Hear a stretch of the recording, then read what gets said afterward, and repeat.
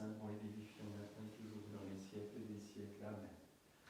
Que Dieu, par l'intercession du saint et glorieux apôtre évangéliste Luc, m'accorde d'annoncer la bonne nouvelle avec force, pour l'accomplissement de l'évangile de son Fils bien-aimé, notre Seigneur Jésus-Christ.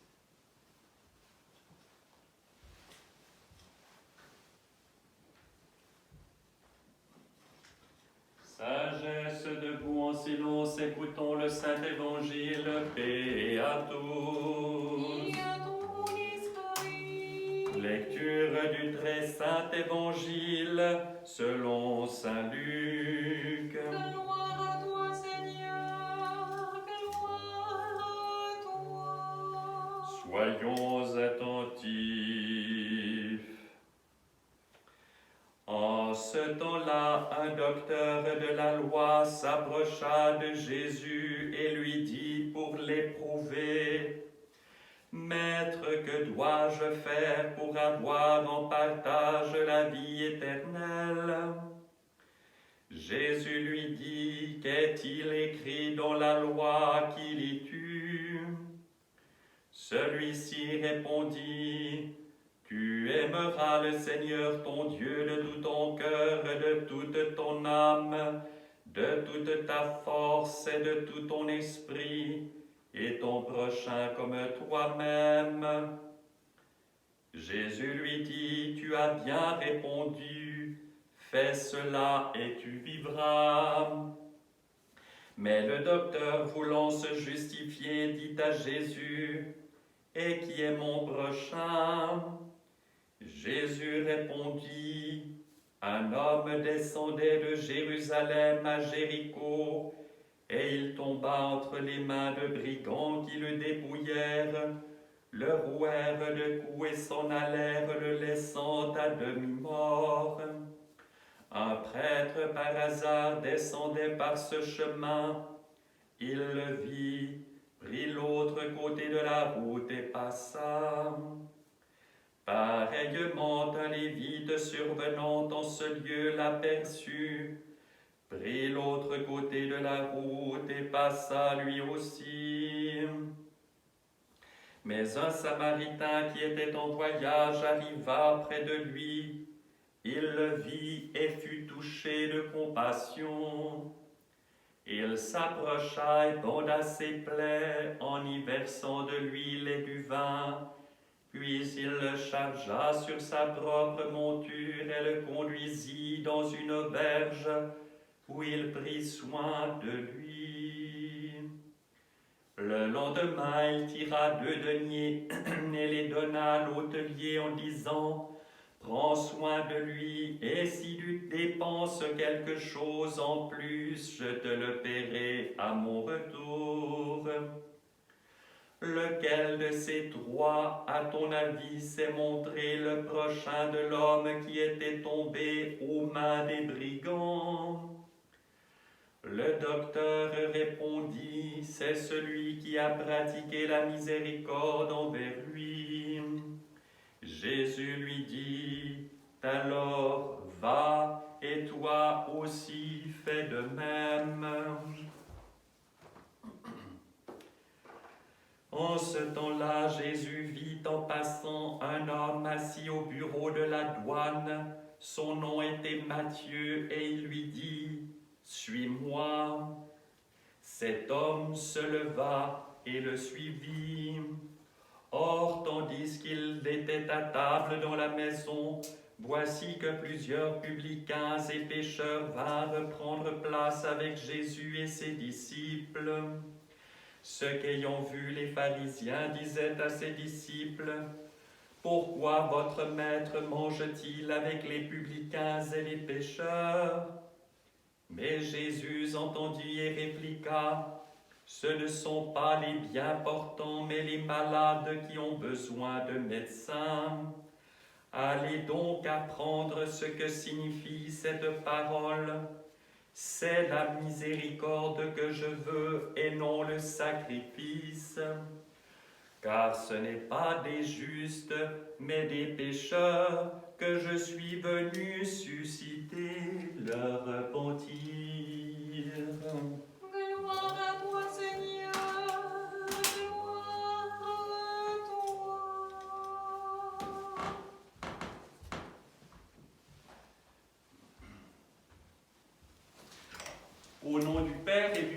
Fils et du Saint-Esprit, ainsi soit-il. Chers frères et sœurs, nous sommes entrés dans le jeûne de Noël, de cette période de préparation à la fête de la Nativité du Seigneur. Cette période, en Occident, communément est appelée Avant, et dans la tradition populaire, très souvent appelée jeûne ou carême de Philippe, tout simplement parce qu'elle commence le jour, au soir de la fête du saint apôtre Philippe. Et c'est une période de préparation dont nous avons tous besoin. Parce que nous voyons, dans la période que nous vivons, énormément de choses qui, entre guillemets, vont de travers. Tout ce à quoi nous sommes habitués comme une évidence, nous le voyons autour de nous véritablement, semble comme ébranlé. C'est un peu comme si Dieu permettait cela pour vérifier la qualité de notre foi, de notre espérance et de notre amour, de notre charité, dans ce qu'il a, cet amour de plus élevé. Aujourd'hui, nous commémorons le saint apôtre et évangéliste Matthieu. Entre autres saints que nous commémorons aujourd'hui, il y a le saint métropolite Eucher de Lyon, qui était un disciple de ce moine, ou plutôt de ce monastère de Lérins, qui a véritablement été à la source du monachisme en Occident, en lien avec l'Orient chrétien. Et en même temps, c'est lui qui d'ailleurs donne relation du récit des martyrs d'Agone, donc un personnage des plus précieux s'il en est.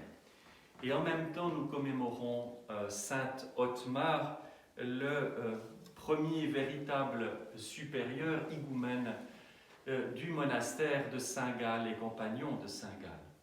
Donc nous voyons cet évangile annoncé, et nous le voyons de manière particulièrement éminente avec Saint Matthieu, cet évangile annoncé un peu plus tard par Saint Eucher et un peu plus tard encore par Saint Otmar, compagnon de Saint Gall, et ainsi de suite jusqu'à aujourd'hui.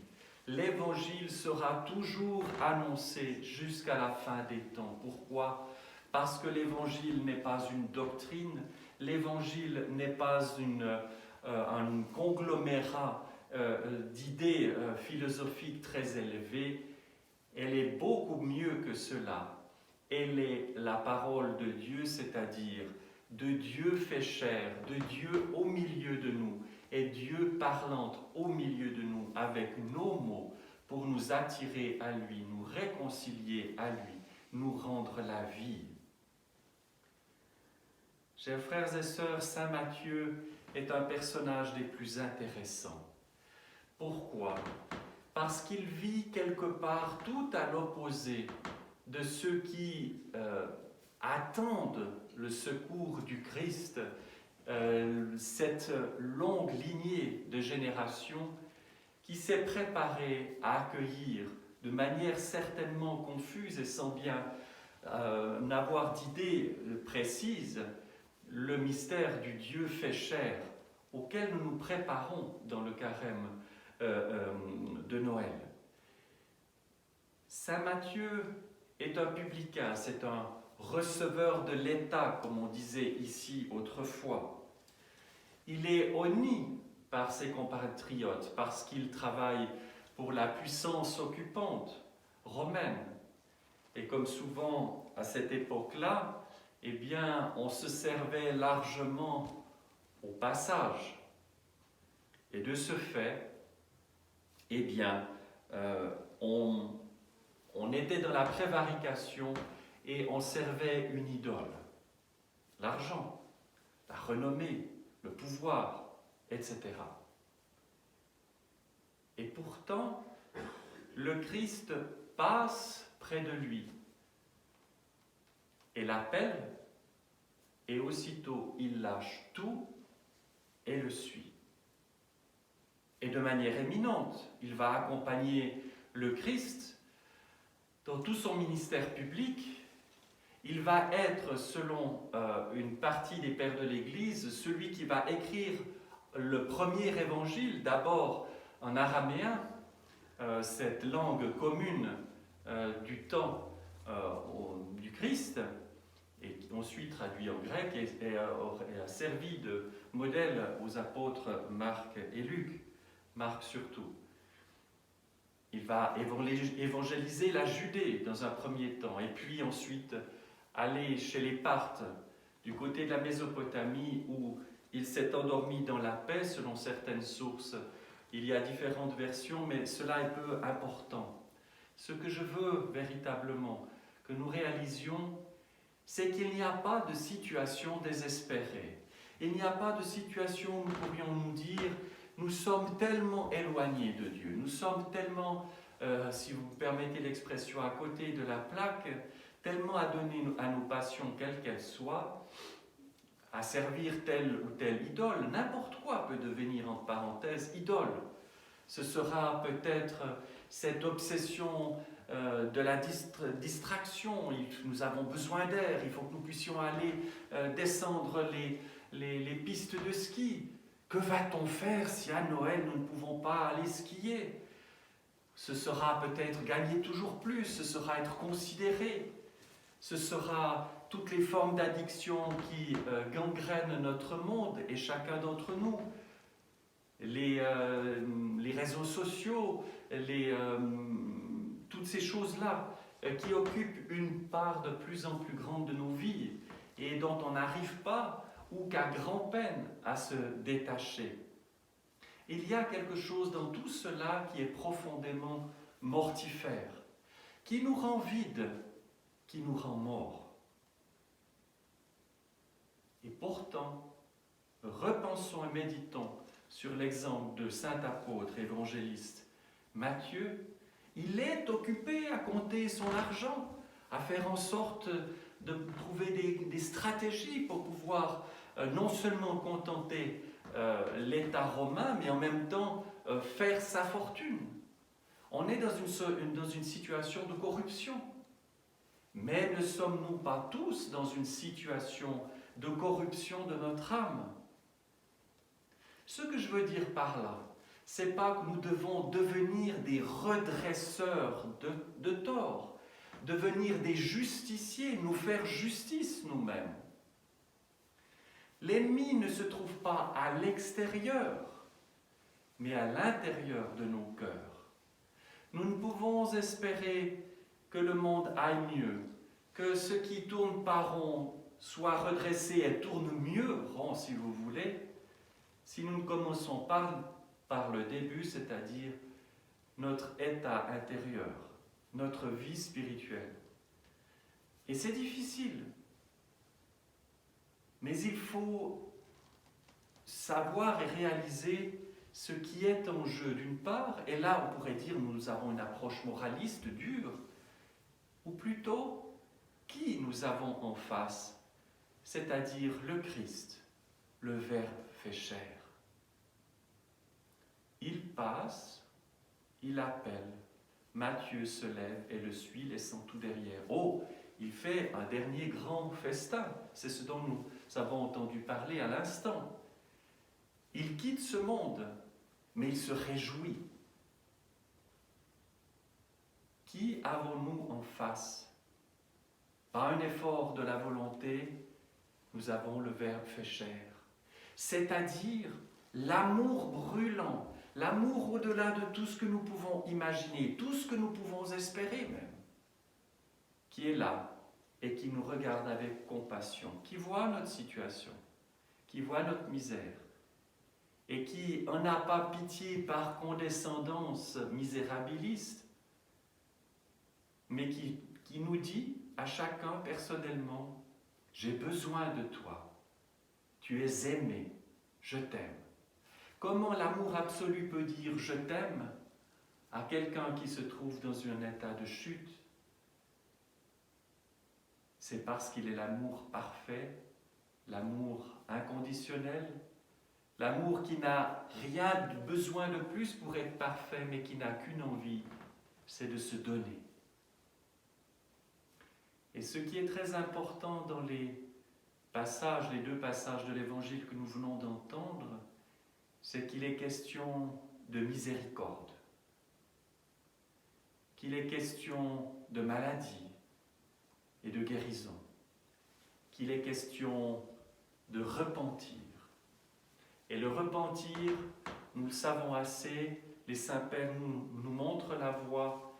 Ce n'est pas une macération, ça n'est pas un climat de culpabilité mortifère et moraliste, c'est la prise de conscience, l'expérience de l'amour qui touche notre âme malade et qui sait que rien ne dépend de nous si ce n'est de lui dire oui et que lui peut tout et peut nous guérir. Cet amour, cette miséricorde qui est conséquence de tout cela, finalement, on est tous tellement cabossés qu'en gros, il n'y a rien à faire si ce n'est à tout attendre de lui. Et donc, que quelque part, de moins ou de ne pas même s'apitoyer sur nous-mêmes, mais de juste tendre la main à celui qui est peut-être plus malheureux que nous, plus souffrant que nous, et de lui apporter secours et miséricorde. Pas tant dans l'activisme que dans ce regard posé, plein d'amour, et qui a des conséquences. Et le récit du bon samaritain que nous venons d'entendre est tout à fait clair là-dessus. Et ça n'est pas tant quelque chose qui vient de nous, c'est le Christ agissant et guérissant à travers nous. Et lorsque nous parlons de saints thaumaturges, eh bien ce sont des saints qui sont devenus totalement disponibles à l'action de Dieu, et c'est Dieu le thaumaturge, Dieu le guérisseur, Dieu le rédempteur qui agit à travers eux. Miséricorde, amour. Chers frères et sœurs, nous pourrions méditer encore bien longtemps sur tout cela. Et pour pouvoir véritablement vivre cette miséricorde, cet amour, il y a ce repentir. Puisse donc le carême, le jeûne de Noël, celui de Philippe, comme on aime à le dire, être fructueux, pas tant par des exploits extraordinaires, mais de s'ouvrir à la douceur et à la miséricorde de Dieu pour nous et pour tous. Au nom du Père et du Fils et du Saint-Esprit, ainsi soit-il.